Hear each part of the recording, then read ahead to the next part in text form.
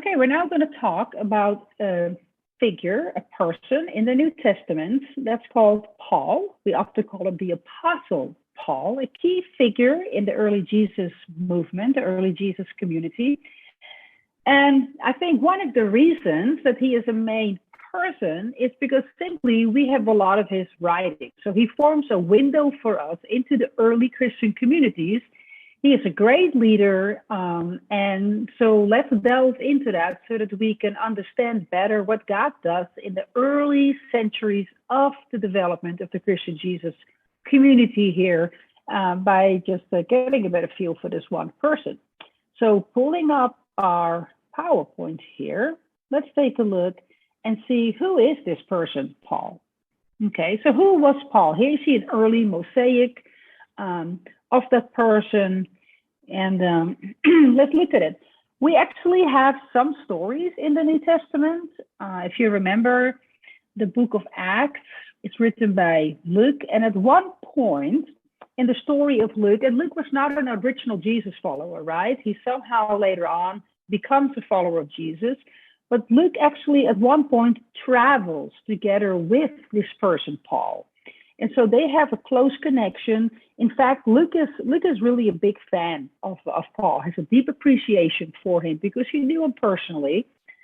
And so he has interviewed Paul. He has heard a lot of the stories. And so he represents those stories in the book of Acts.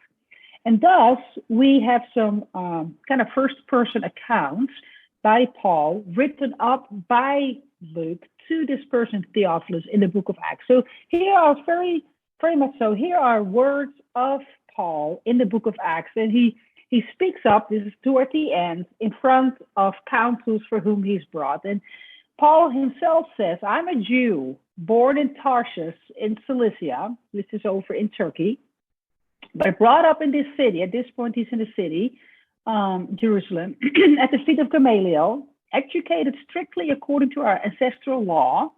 He's brought up studying the Jewish law, being zealous for God, just as all of y'all are today. And he says, I persecuted this way. And notice that way is capitalized here.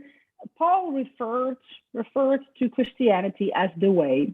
And he says, I did so up to the point of death by binding both men and women and putting them in prison.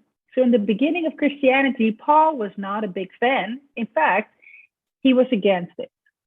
As the high priest and the whole council of elders can testify about me, from them I also received letters to the brothers in Damascus, and I went there in order to bind those who were there and bring them back to Jerusalem for punishment. So he went to a group's pocket of Jews where people were found that recognized that Jesus was the long-awaited deliverer out of the Jewish community, the Messiah. And he was like, that's all wrong. I've studied all this. This is not the guy we're waiting for. And he was very, very enthusiastic, zealous, we say, about that. And then he gives a story about what actually happened. He said, while I was on my way approaching Damascus, so that meant that he kind of walked all through Israel, Palestine, went up north, where you take a road into what's current day Syria. And while he was on the road, it says at about noon, which tells us that it was really, really hot, a great light from heaven suddenly shone about me. So it was even brighter than it normally is. He says, he fell to the ground and he actually heard an audible voice saying, Saul, Saul. And that was what he was called when he was a Jewish person. Why are you persecuting me? And it really says, why are you constantly, why is this like what occupies you all the time? Why are you religiously coming after me? So that this was the person Jesus. And notice that Jesus didn't say, why are you doing this to all these people? He says, why are you doing this to me? So it's very personalized. And so Paul says, I answered, well, who are you, Lord? Maybe he's just trying to, make do with what's happening. And he says, well, Jesus said to him, I am Jesus of Nazareth, who you are just constantly persecuting. Whoa. So Jesus is here saying, if you do something to my people, you're doing it to me. Very interesting. And so he continues to tell the story. And he says, there were people with him because these ancient people never travel alone. And he said, they saw the brightness, but only Paul is privileged to hear the voice. And so he asked, what do I do, Lord? And the Lord says, well, get up, continue going to Damascus, but you will have a reassigned job. And since I could not see, Paul says, because he was kind of blinded by that light, those who were with me took my hand and kind of guided him. And when he gets to Damascus, rather than, dragging people out of synagogues and all that, he actually meets up with a man named Ananias. It says he also was really into studying the Jewish religious law. It says that that all the Jews there liked him, and he stood by him, and he says, Brother Saul, regain your sight. So God uses him, helps him regain the sight. And then there is some interaction with them, and he actually seems to be a Jesus follower. And then Paul joins that community because it says he gets baptized, and that's a rite of initiation. So he joins that group. He says that later on, he actually returned to Jerusalem for where he had left, right, to do this deed of persecution. And then it says he actually returns to the temple where it all started, and he falls into a trance. And again, he sees Jesus. While he's in that religious sort of trance, he says, Jesus said to me, hurry, get out of Jerusalem, do it quick, because they're not ready to hear your story. And he says, Lord, they themselves know that every synagogue, I went nuts, I imprisoned, I beat those. And in chapter 6 of Acts, it has the story about when people, tore out a Christian leader named Stephen, that he was there and that he gave his approval. He threw a quote. And he said, I know, he said, but go, because I have a different task for you. I don't want you to get killed. And he sends him away to the non-Jews, to the Gentiles. So that's how Paul is introduced by Luke for us. So we get our information from Luke, who's a big fan and has an abiding respect for Paul. Paul himself also gives an account. And of course, Paul is far more humble. Paul writes letters later on as a leader of the church to various Jesus communities. And to one of them in Macedonia in Greece, he writes, he's making a broader argument, by the way. That's why it kind of comes across a little bit strong. But he says, I was circumcised on the 8th day. That's a religious practice. He says, I'm a member of the people of Israel. I'm very Jewish. In fact, I'm so Jewish, I know the tribe of it. He says, I'm the tribe of Benjamin, a Hebrew born of Hebrews. I'm the kind of Jew I am is I'm a Pharisee. That's the kind of school of thought I belong to. And I'm very zealous, a persecutor of the church. And in terms of following the rules of the law, expressing my appreciation for the God of Israel, he says, I did the right thing. I was righteous. I was, in fact, one might say almost sarcastically, I was blameless. So that's how he presents himself. Well, we can kind of come up with a timeline, a chronology, if you will, a very Western thing to do, but let's take a look at it. Paul would have, to some extent, would have been a contemporary of Jesus, though he was born a bit later. So if Jesus is born about 4 or 5 BC, Paul, who was, of course, born and called at first Saul by his Jewish name, would have been born about 9 or 10 years later, about year 5. And that's kind of approximated, right? So we know that he's born in Tarsus, which is a city around the Mediterranean on the Turkey side. We know from his own story that his parents were conservative Jews who actually had obtained Roman citizenship. Later on, it was a little easier to obtain, but at that time, it was quite something. When he is a young boy, elementary school age, his family moves to Jerusalem while Saul is very young. And they did that for the purpose of devoting him to religious service. It's quite something. And when you translocate like that, you do that as a family. So that means that in his early teens, Saul then would begin his studies under a famed Rabbi Gamaliel.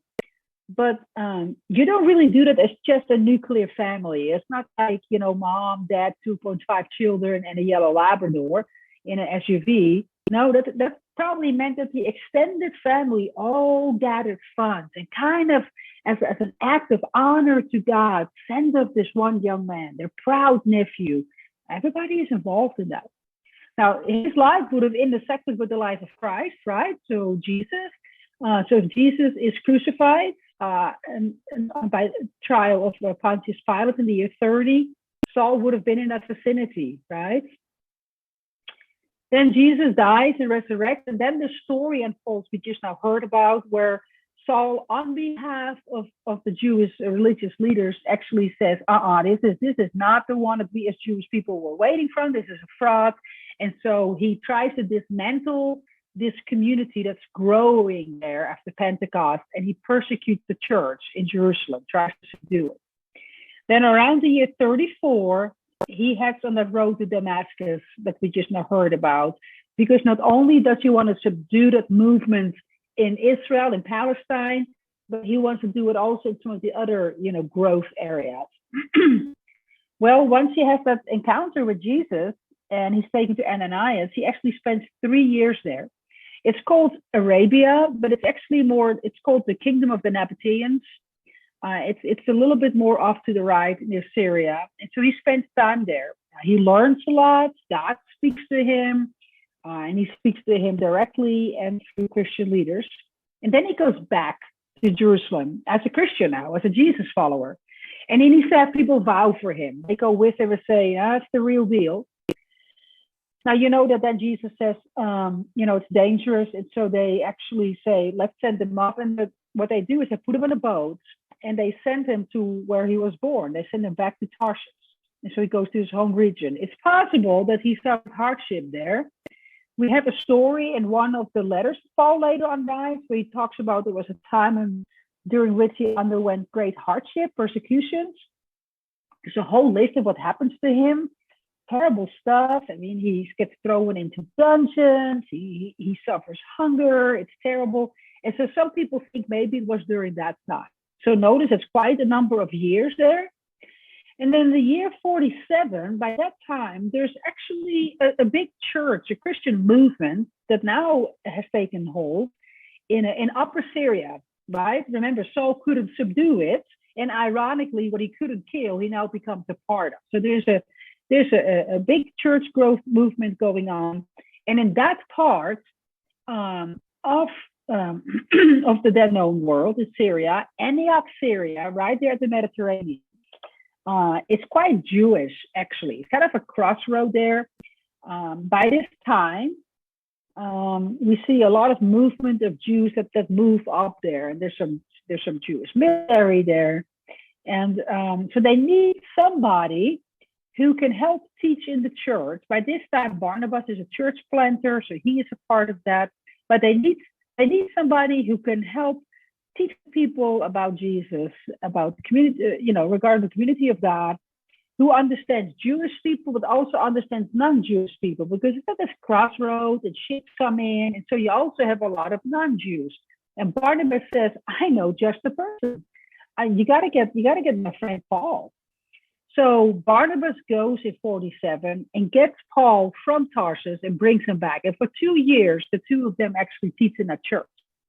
Then in the year 49, they leave that church in the care of its leaders, and Barnabas and Paul actually set out to start other churches, other Jesus communities in other parts of the Roman Empire, as they knew it then. And that starts in 49. And we call those missionary journeys.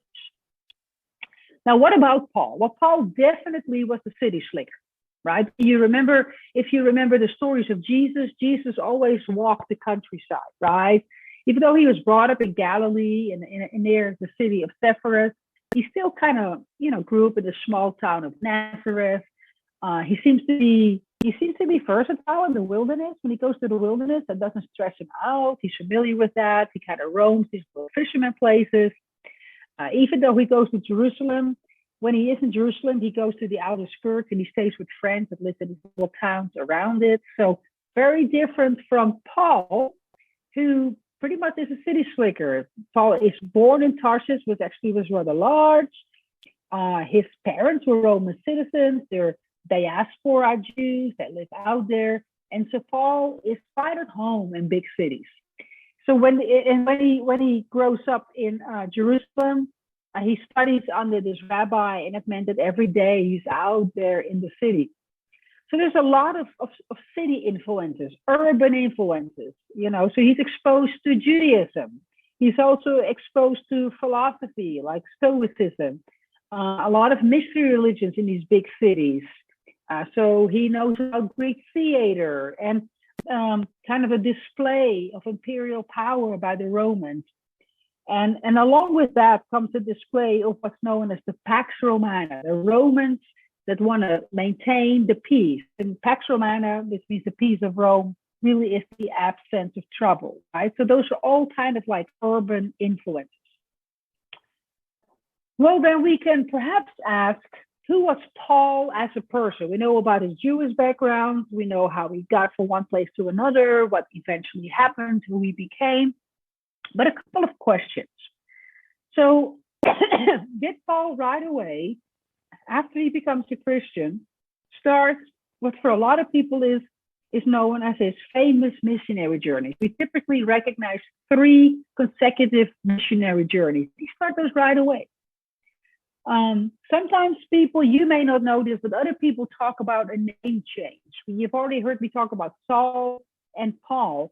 Was his name purposefully changed? Was this some sort of religious deal? Did Paul ever feel overwhelmed or depressed? He does a lot of writing. And do we detect some tones in there? Did he ever feel alone or abandoned? And finally, Paul goes on a lot of journeys and a lot of things happen. Now, was he always saved miraculously? In other words, if you do work for God, does God always have your back in a miraculous, supernatural way? So let's take them one at a time, right? First of all, did Paul right away start his famous missionary journeys? Now, remember, we saw the timeline, right?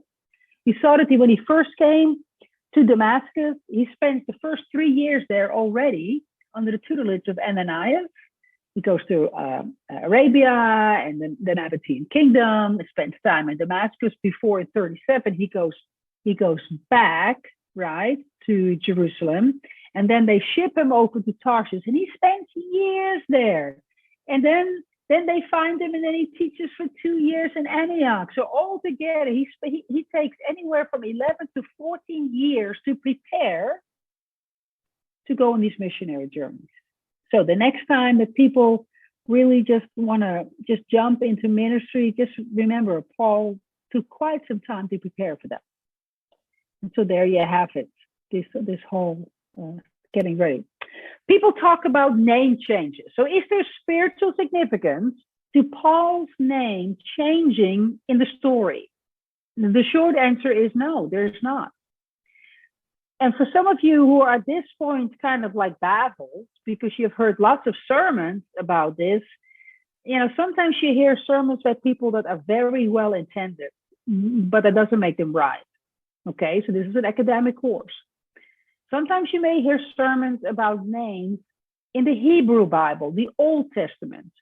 Well, that's a very different part of our history, right? For one, it's suspended in different kind of cultures. It's ancient Near Eastern history. It deals with the Hebrew language, the Semitic languages, Hebrew and Aramaic. And it's very different from dealing with a Greco-Roman sort of culture, with Greek language. And I would be careful equating these things. So in the Old Testament, you do see name changes. You see Abraham and Abraham and Sarai and Sarah, and you see Israel and Jacob, and there's significance there to name changes. But this is not Hebrew. This is not the Old Testament. This is the New Testament.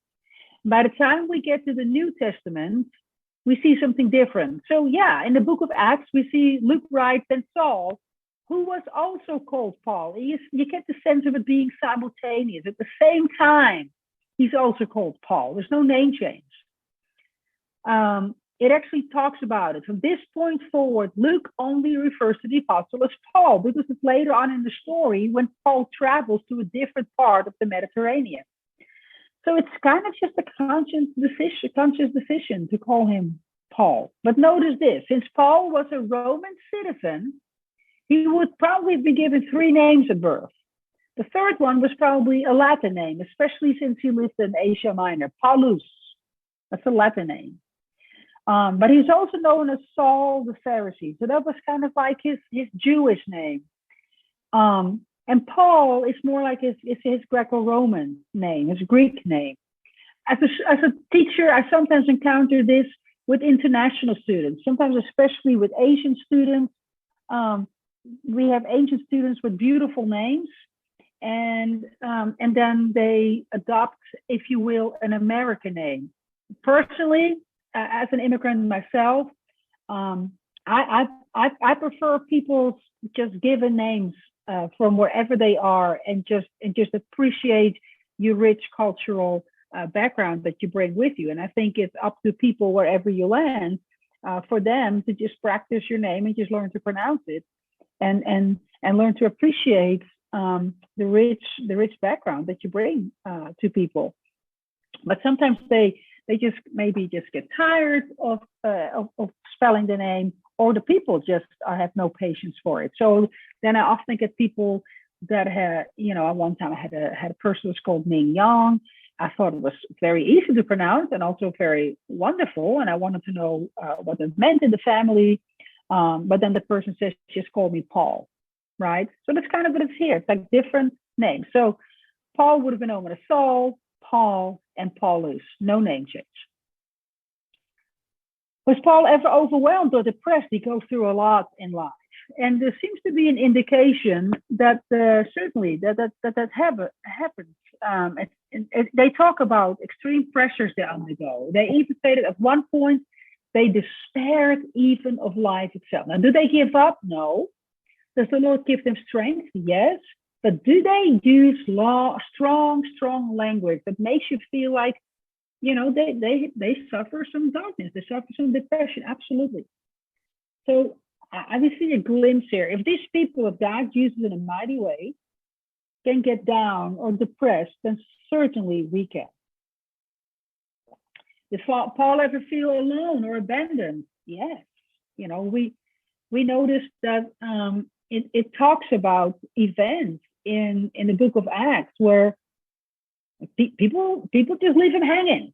I think we sometimes romanticize stories, but actually people who claim to be Jesus followers, people in church environments, just let him hang. It's not something that you only find today. So that's tough. In a writing called 2 Timothy, we will learn later. Sometimes people think that is not something that primarily is written by Paul, but it comes out of a community that maybe wrote with Paul in mind, or out of respect for Paul, or represents that. And it probably reflects parts of Paul's life, where it talks about Demas leaving him, Alexander causing a great deal of harm. He had people that were either bullies or they just walked out on him. That's a sense of abandonment.